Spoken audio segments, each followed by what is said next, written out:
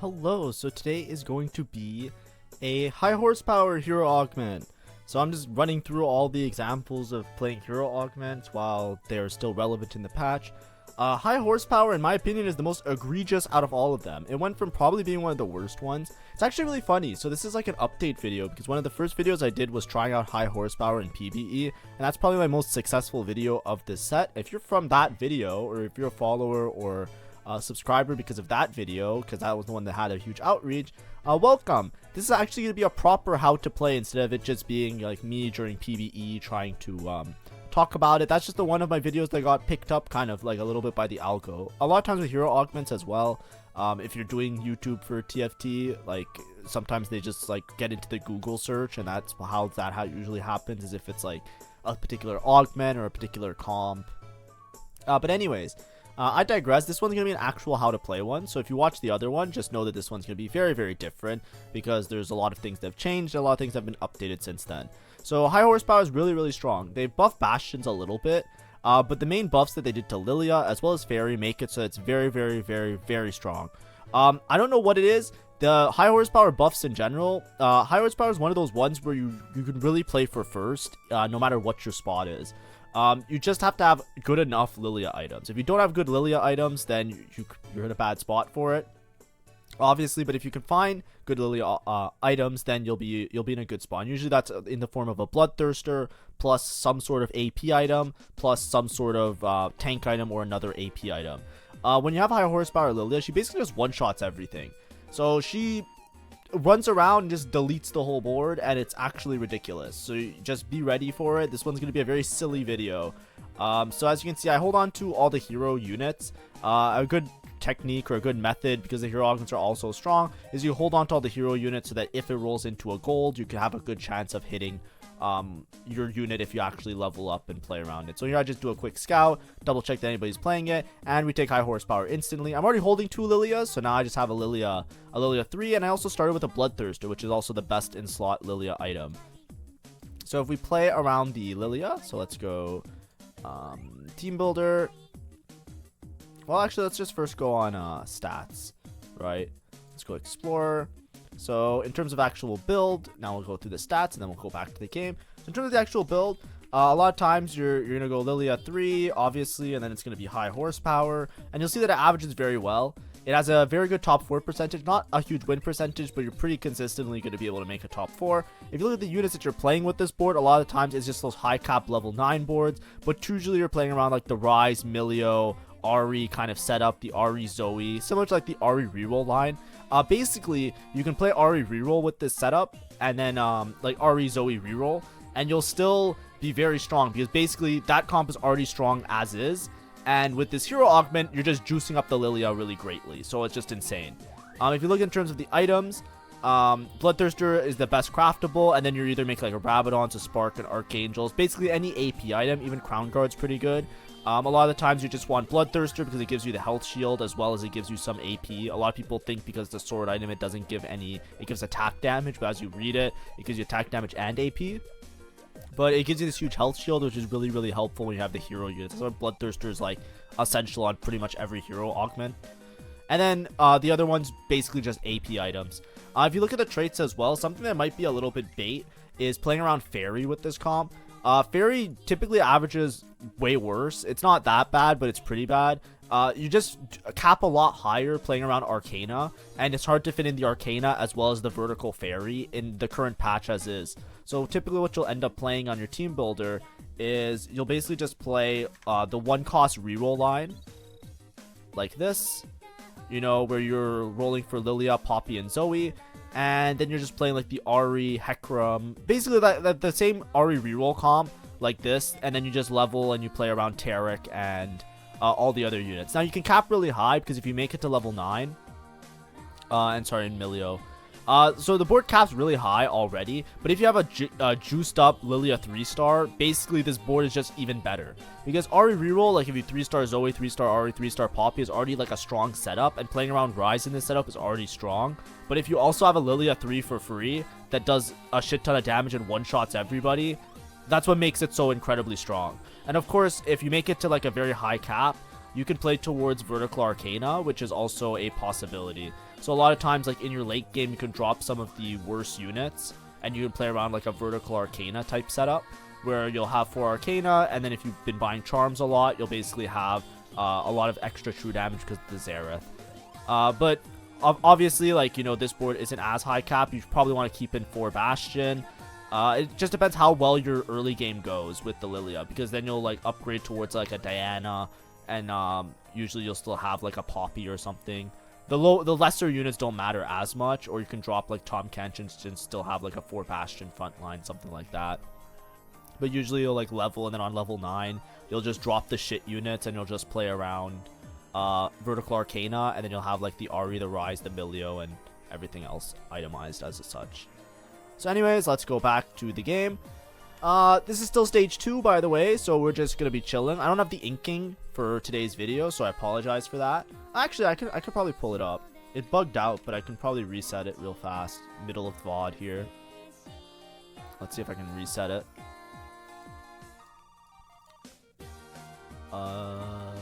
Kill process, start process. Okay, the screen might go black. There we go, we got their inking back. So I wasn't working, so I thought I would just do it without it because I was lazy, but we might as well. Anyways, as you can see, what's happening here, right? A lot of times when you're playing the hero augment, you will usually try to lose early. Typically, if you're playing a hero augment, you want to sack the first couple of rounds so that your first pick on carousel. That's really important when you're making items. However, if you start by having an item already, so for example, here I had Bloodthirster, there's no need for me to sack because I can instead just win every single round. Now, Jewel Gauntlet isn't the greatest item, but it's quite good on her. You just want AP items. If you watch this Lilia in a lot of these fights, as soon as she casts, she basically just one-shots the board, right? She one-shots the unit. Like it's not a one-shot here, but it's close to. That's like the main tank. So she just walks around. And look, she does so much damage in one hit. See, 1,000 damage. This is a Lilia 2, by the way. Yes, it has 2 items, but it's a Lilia 2. She hits like a truck. And because she hits for so much, she burst heals as well. That's why the Bloodthirster is so important. Because not only does it give her like a second lease of life, just in case she drops low, no matter what her HP is, no matter how low her HP drops, she literally just heals for like 1,000. So she goes right back up to full as soon as she casts. It's ridiculous. It's way overtuned. It's way too strong, and you probably always have to take it, right? The only way you low roll with this comp is if you don't get another item. So for example, I made Bloodthirster here, and I was able to make I had Bloodthirster, and I was able to make a Jewel Gauntlet. I think what could happen, for example, is you just don't get dropped a rod for the rest of the game. I had a game like that on stream. I was very fucking angry. I was pissed off. I was saying all sorts of curse words. I was very, very angry because I took a Lilia hero and I did not yet drop a single AP slammable item for the entirety of the game. So I just went 8th. I just lost. I lost every single fight. This is the complete opposite. This is what usually happens. You might not win every single fight at the beginning, but typically, like, the Fairy Crown isn't even that good on her, by the way. It's because, like, as you can see, it takes a while for it to actually reach its stacks. And by that time, the fight's usually either determined already. So the main way you can low roll it, obviously with 1-cost rerolls, is that your later item drops don't work out to fit your team. You'll see that happens in this game a little bit, but we'll talk about it when we get there. Now, there's one problem here. It's just when do I roll and how much do I roll for? As you can see, I didn't really pick up any extra Lilias the entire stage. That's why I always suggest if you're taking a hero augment, only take it if you have copies of the units, because then you eliminate the chance of low rolling on your roll down and not hitting the 3-star as early as you possibly can. Here I'm 100 streaking. I won every single fight because the Lilia is broken, and I also have 2 items on her, so it works out really well. And I'm playing the Seraphine for early game just to make sure that she has the Fairy Crown because it's an item. It's still good on her. But the idea here is that a lot of times you'll roll on level 4 for all of your upgrades. So I might roll a little bit here, but I won't roll too deep because I still want to push levels for later in the game. So as you can see, I'm going to start collecting some units. I'm going to buy a charm so that the charm doesn't interfere with my roll down, because then every couple shops, one of my units is going to get replaced by a charm. And I'm basically buying some 1-cost, then out the pool. And I don't want to make this, I don't want to make the Nunu upgrade. That's what I'm debating, because it costs a lot of gold, and I don't think Nunu's going to be on my late game board. But basically, I'm just going to roll for as many copies as I can. You don't want to drop below 30 gold. When you drop below 30 gold, it just takes way too long to reestablish your econ, so it puts you in a very risky and really bad spot. So I wouldn't suggest going for that. Here I can roll one more time, and I'm one off LILLIA. So being one off LILLIA is really good because, like, I'm not close to the other units, by the way. As you can see, like, I don't have Poppy 3, I don't have Zoe 3. But being one off of LILLIA, I can just find the LILLIA and hopefully I can just win out from there. We're going to see what our next augment is. Depending on what the augment is, maybe even a duplicator is good enough to tempo. Usually I don't necessarily take duplicators, but when you're in this type of situation where you have a lot more copies of one unit and not that many copies of the other units, a lot of times what you want to do is you want to push levels. Right? Because it doesn't really matter to roll for these extra copies of the units because the LILLIA is strong enough and I can just play Rise carry. Here I find misconnection, so that's just easy click. GG. LILLIA 3, I don't think I'm going to lose a single round this entire stage.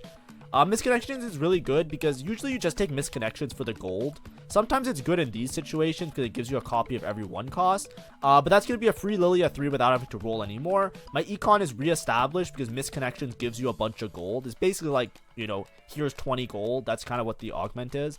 So it's really good in a lot of cases, but it's especially good here because it gives me LILLIA 3 in addition to giving me the extra gold that I need. So now I'm level 550 gold. It's not a bad spot. A lot of times you're level 650 gold here if you're high rolling in a really good situation. So I'm a little bit behind tempo if I was playing like the absolute like top of the line. But the thing that makes this game really, really high roll is the fact that I was able to slam 2 items on this LILLIA and I'm 100 streaking, right? If these comps, like if the hero units were balanced properly, in my opinion, this is the type of spot you would be good with this LILLIA all the time, right? So I started the game with a Bloodthirster, add an extra rod. I found a glove on carousel because that was very easy to take because usually people don't want glove. It's like a lower priority than some of the other items like bows and tears and those type of things. I have 2 items on LILLIA. I was able to streak with it, and now I have LILLIA 3. Even if LILLIA gets nerfed, like even if this hero augment gets nerfed slightly, this would have still been a good LILLIA spot. And that's the way you should always think about it.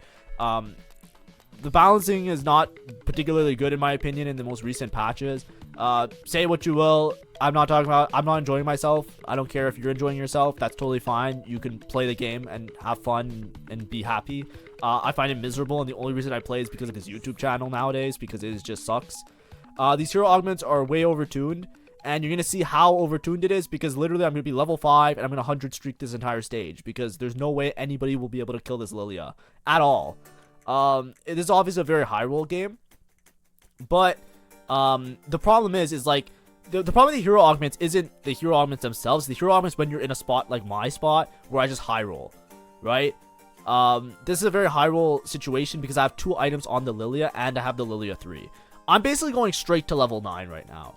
Because I don't even think in stage 4 people are going to be able to deal with this LILLIA.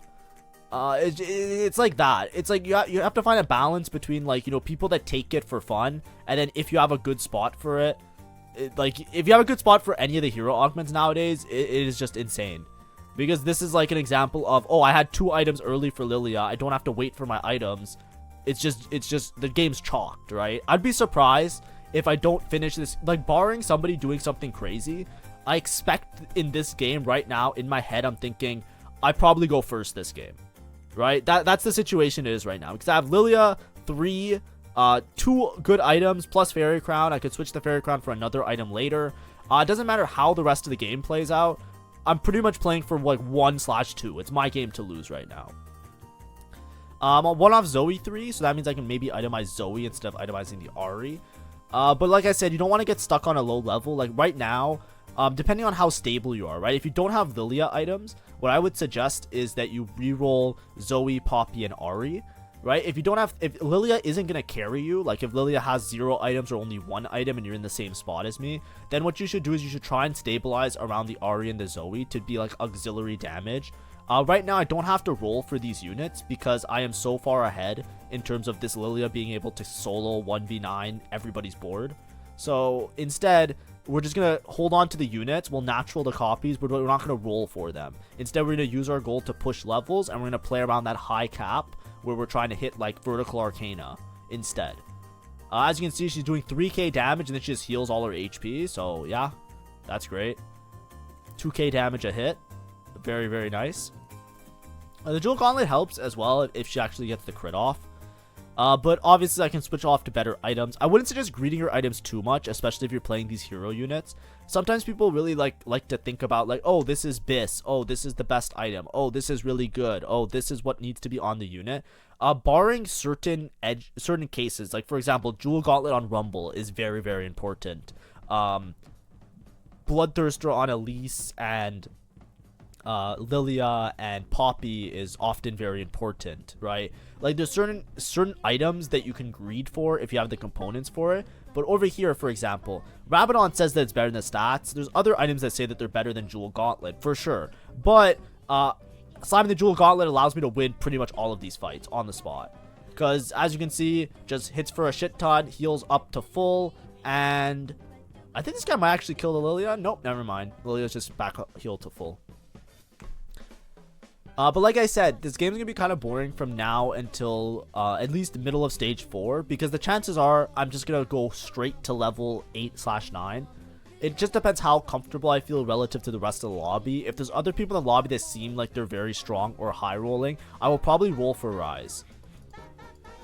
Stabilizing around Rise is a lot easier than stabilizing around RE3 or Zoe 3. Zoe is kind of fake a lot of the times in that she does a lot of damage early game, but she falls off really hard late game. So even if you have perfect items for Zoe, because she's single target, it makes it a little bit difficult. And it's the same with Ahri. Ahri's very slow, so a lot of times you need to establish a secondary carry in order to make your board work properly.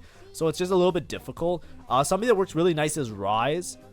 As well as playing around like the other 5 costs like Xerath and Milio, because the thing about Rise is that Rise hits like the entire board. So I have really good single target in the form of LILLIA, and then Rise is going to work really, really, really well to basically pick off any stray units.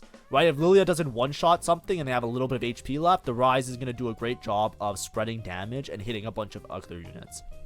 Here, my items are ass though. So this happens a lot. This is what I was saying. Obviously, the LILLIA, hitting the LILLIA 3 was the high roll portion of this game, and this is the low roll portion of this game. I have chainmail, cloak, belt, glove. Now, why is this low roll?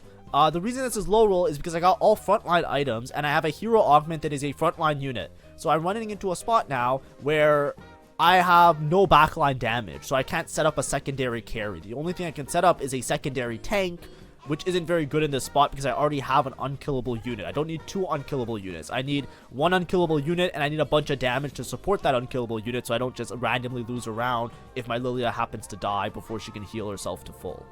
That's the issue that I run into here. So we're going to try our best and see if we can fix these. The reason I'm not slamming any items is because maybe I hit Pandora's, maybe I hit something crazy, like obviously a backline item I can make is a guard breaker, but I don't want to necessarily slam guard breaker because maybe I hit like lucky gloves. Here, roll the dice is a good option. Maybe I can just put 2 radiant items on a backline unit, should be good enough. If I don't hit roll the dice, I can take Freaky Friday to fix my backline items, but I hit lucky gloves. Lucky gloves isn't that great. Lucky gloves plus though gives me 3 sparring gloves, so that makes it so I can have backline items. So it actually worked out perfectly because I had the 1 extra glove, so now I can itemize 2 backline units. So as you can see, I itemize the Zoe, I itemize the Ahri. I can switch those to somebody else later, and then I can just put these tank items on the Poppy, and who cares. So here, I'm probably just going to push to level 8 and maybe buy a charm. I'm 30 gold level 8, right? That's what happens when you're 100 streaking in the game. Like, nobody can beat you. I'm just really far ahead. I have 4 Bastion, and I have Arcana in. Right now, I don't know. I think I'm Arcana-ing the Tom Kench right now. Just because I don't have multiple 3-stars to itemize to use the Ahri as the Arcana unit. Tom Kench is underrated in my opinion. I feel like if you don't know who to Arcana, I usually default to Tom Kench because the extra HP that he gives to the whole board is actually a lot. It's a very noticeable difference, and this board that I'm playing is Bastions, right? What do Bastions have? Armor / MR. So what other stats do you need to make a really strong tank? If you have armor and MR, you need HP. And you need like some sort of damage reduction. But Tom Kench gives a bunch of HP. So it works out really, really well in these boards when you're playing 4 Bastion. Because basically everybody's getting like a couple hundred HP. It makes them absolute demons. Especially this LILLIA that's going to be carrying for most of the game right now. I don't want to roll that much. I could roll deep for a Rise as well as a Milio. I'm probably just going to roll for a Charm every round. The rolling for charm serves 2 purposes. It makes sure that I continue to win streak and I win some of these rounds that otherwise might have been really difficult. The other thing that charms help you do is that it helps if I hit a Xerath eventually, right?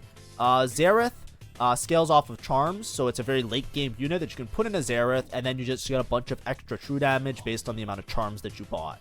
So I want to buy charms as much as possible these couple rounds, because I want to make sure that if I hit a Xerath, I'm very strong. I'm rolling a little bit here, but that's just because I had the free shop refreshes. Basically, I got the charm that gave me a bunch of shop refreshes. But this fight, I don't know if I win this fight. I think I do.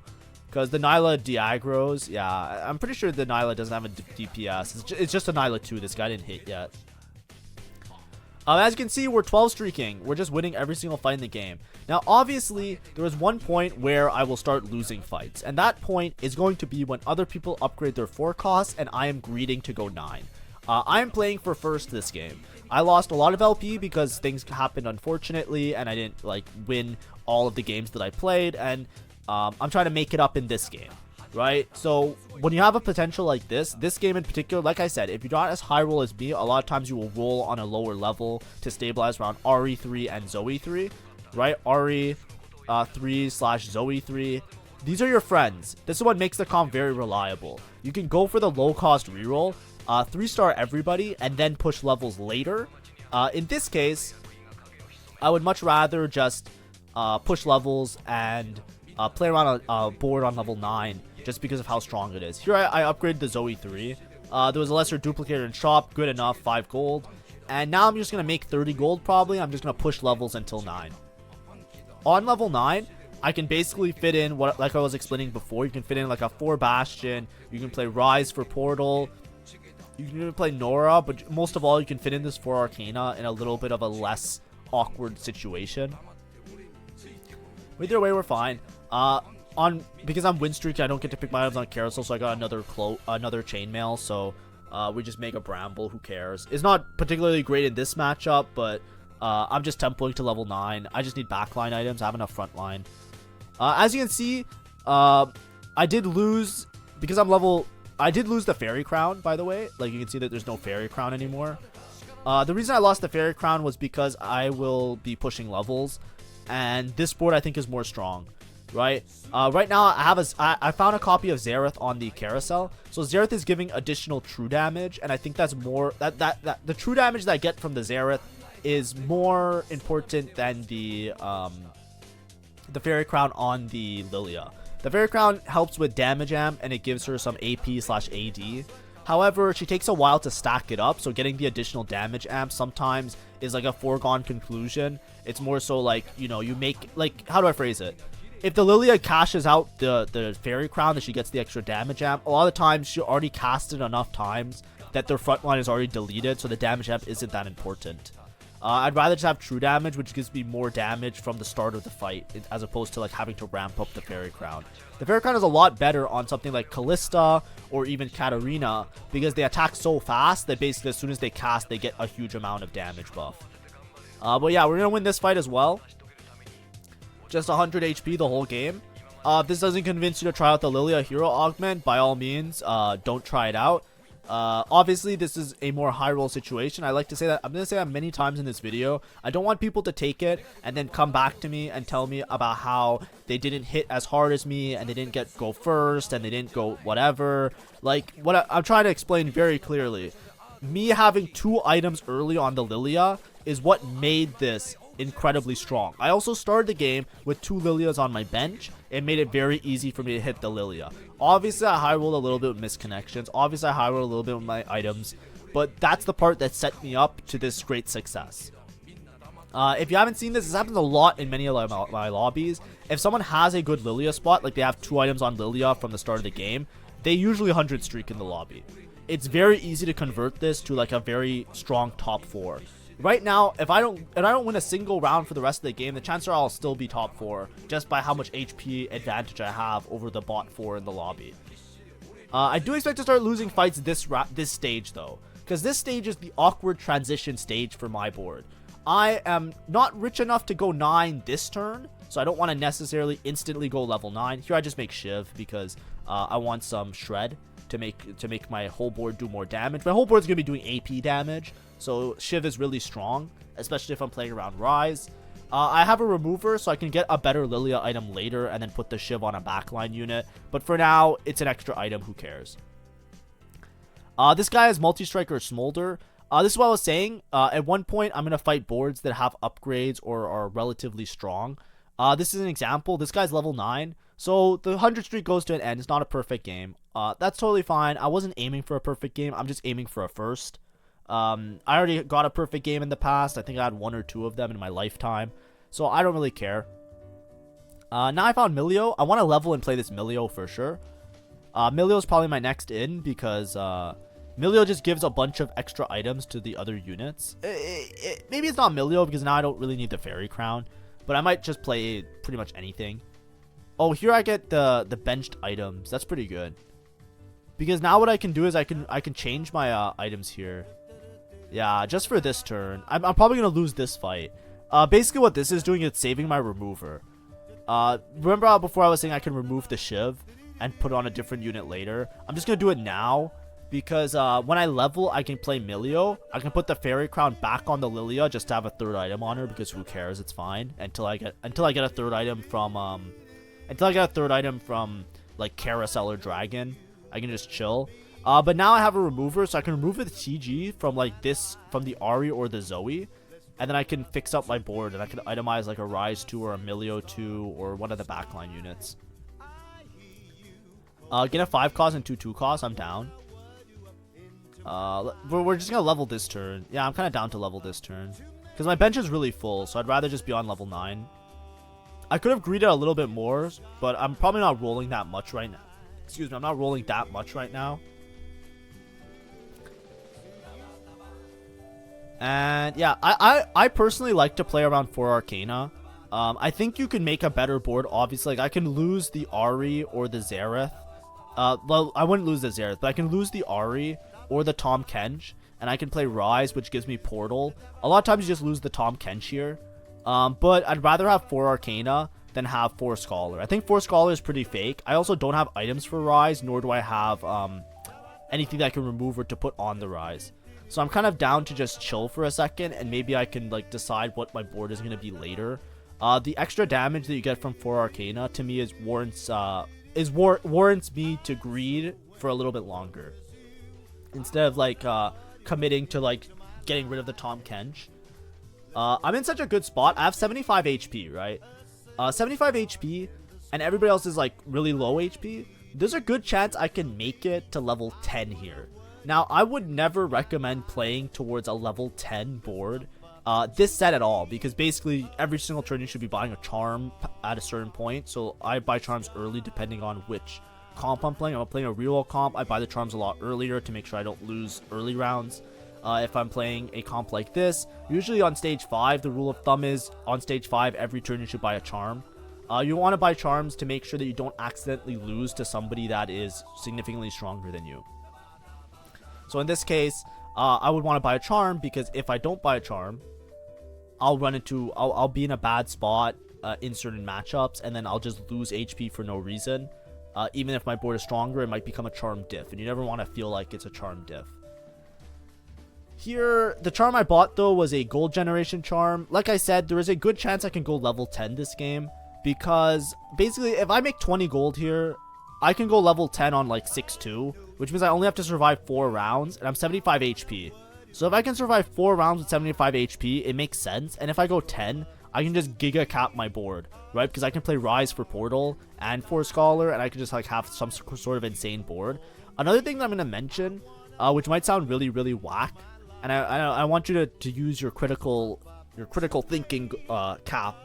But something that I might do later, I don't remember if I do it this game, but something that I'm really, really tempted to do is sell the Zoe. Zoe's not really doing that much. Even with the gloves, like yes, it's a Zoe 3, but her damage isn't that good. These items would probably be better on any upgraded 4 cost, especially with the Arcana buffs, just because they just do more damage, and they do, like I remember I was explaining with like the AoE spread of Rise, synergizes really well with the single target of the Lilia. So like putting the Thieves Gloves on the Rise is probably going to be stronger, so long as I hit a Rise 2. Now, like I said, I'm kind of greeding here for like the highest cap to make sure that I go first. So I have a lot of HP to spare. I'm using my HP as a resource. I know that I'll probably lose some of these fights, especially this one. This guy's Smolder too, right? It's very rare that I'm gonna. It's a very rare circumstance if I actually beat this guy, but I'm totally down to wait a couple rounds here and make it to level 10 instead. Like I said, I wouldn't recommend this in most cases. It's just because this game was so high roll that I have so much HP at the start of the stage. I should sell these 2 Noras though. I don't know if I'm gonna play Nora 2. I might play Nora 2 actually. But like look, I'm 30 gold now, right? It's Dragon. Dragon usually drops approximately like 10 to 20 gold. I forget the exact number. But I can make 50 gold here. Then I just have to wait one more round and then I'm level 10. And then being level 10, I basically can play around 2-star Xerath, 2-star Milio, 2-star Nora. And I think that with the Xerath damage buff that I get, I don't think anybody can beat me at that point. Here I just wanted some sort of Xerath item. My Xerath is just like utility bombing right now, which isn't like the greatest thing, but it's okay. This is a charm that costs 10 gold. Buying charms is really important for Xerath, just to make sure you hit those breakpoints, because it's every 3 charms you get some extra true damage. However, 10 gold is a lot, and basically next turn, pretty much next turn or in 1 or 2 turns, I can go 10, and that's my goal right now, because I just want to play for first. I don't want to roll down, and stunt my chances. I know if I go 10 and I upgrade everybody, I'm pretty much highest cap of this board, and it guarantees that I go first. And there's a lot of people that are really strong by now. The way the lobby shook out is that I was very dominant, and I kind of deleted a lot of the low rollers, because every time they fought me, they just got absolutely railed by my LILLIA. So the people that are left basically got a lot of free reign over like capping out each of their respective comps. So I'm just kind of gonna see. So here I sell 1 Tom Kench. Here I'm probably gonna sell this, yeah. Poppy doesn't really matter. I sold my Poppies a little bit ago, just because it doesn't matter if you have Poppy 3. She doesn't really do anything. And I'm pretty sure I can level this turn. Yeah, I sell the Zoe. That's what I was saying before. Sell the Zoe, level up, put in Nora, get the Yumi on deck. I still have to roll for a charm. Ooh, this is kind of awkward. Yeah, I just put Xerath too. Yeah, TG on him for backline items. Play around, itemize the Tarek 2 that I have now, which is good. I should have bought this charm, because I might lose this fight because of the charm. Having the 2 unstable treasure chests is actually really, really good, because it could itemize a lot of these backline units that I have to just increase my damage by a little bit. But now I'm level 10. This is a little bit premature, right?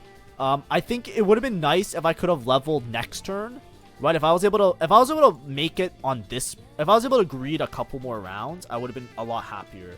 As you can see, I just barely lost this fight. That was 100% a charm diff. And then I hit the chariot the turn after I level up, which sucks. But yeah, we hit Rise 2. It was a little bit scary, right? I would have enjoyed waiting 1 extra turn. If I waited 1 extra turn, I would have had enough gold on level 10 to be able to roll for some better units, as well as have good economy to buy charms. Now I'm kind of in dire straits that I don't have good economy to buy charms. I think Xerath does more damage. I'm not sure, so I'm just Yumiing the Xerath. Scholar is kind of fake. It doesn't matter that much, so I wouldn't stress out about having Scholar in. The 4 Scholar, like, you know, I know it's 3 Scholar, but the units that I'm playing are all quality units that are contributing to my board, so it's fine. Do I lose this fight? I don't know if I lose this fight. It comes down to this Xerath. Yeah, I think I lose this fight. That's sad. I think this was a positioning fight. This fight I lost because of positioning. But this is what I'm saying. I'm playing in a very risky way these last couple rounds because I'm trying to play for the first. If you're not playing for the first, right, like let's say I didn't level to 10 here, there's a chance that even if I upgrade all my units, I still lose to that warrior guy late game because he's just super high cap. So in order to play for first, you have to like you have to use your HP as a resource, right? At 100 HP, I could have rolled to 0 gold on level 8 and make sure that I guaranteed my top 4, but instead I used that 100 HP to lose many rounds. Like I sacked a bunch of rounds, and that allowed me to make it to this late game scenario where now my board is level 10. I have multiple upgraded units that are all very strong.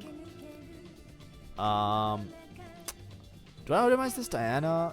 This Dragon Claw might be useful, but probably not. I have to item remover somebody. Nah, it's fine. Let's see what happens. Yeah, I just sell and buy the charm. I don't want a charm diff. It's a good enough charm. I was rolling here for a better charm. That's what I was saying. Like, if I was able to greed one more round, I would have had enough gold to, like, make sure I always have a good charm. This charm isn't that useful. It's kind of useful in this fight because he's mostly AP. So it actually works out really well. But as you can see, at one point, the Xerath is going to outscale everybody because I'm going to have so much extra true damage that nobody will be able to compete. And that's what's happening now. If you look at my damage report, I'll zoom it in for a second just to point it out a little bit better. So I'll pause on the damage report right there. You see all this extra white stuff here? That's the true damage that I'm getting from Xerath. So if you look at all my units, they're basically doing like 30% more damage just off of the Xerath cap alone. And that's why I'm capping out around this board. You can still cap around this board on level 9, by the way. You just don't play Milio because the fairy is kind of a little bit bait. So you can drop the Milio and fit in this board on level 9 very easily. And then this last fight, I hit a really good charm. So that's what I was saying before, right? If I was able to greed one more round, it wouldn't have been as close a call. As long as you have enough gold on level 10 to also roll for your charms, or even on level 9, whatever level you're on, you want to have a little bit of gold in the bank so you can roll for a good charm. Because if you roll into a bad charm and it's the last fight of the game, you just lose on the spot because of charm diff. In this case, it worked out really nicely because I got the damage amp Xerath charm. That's the perfect charm for this fight because my whole board just does more damage. GG. I don't see how this guy could ever beat me. Because not only do I have this LILLIA is still keeping up, by the way. This is a 1-cost reroll. That's absurd that in a level 10 board, my LILLIA is still doing like most of the damage. But as you can see, ooh, wait.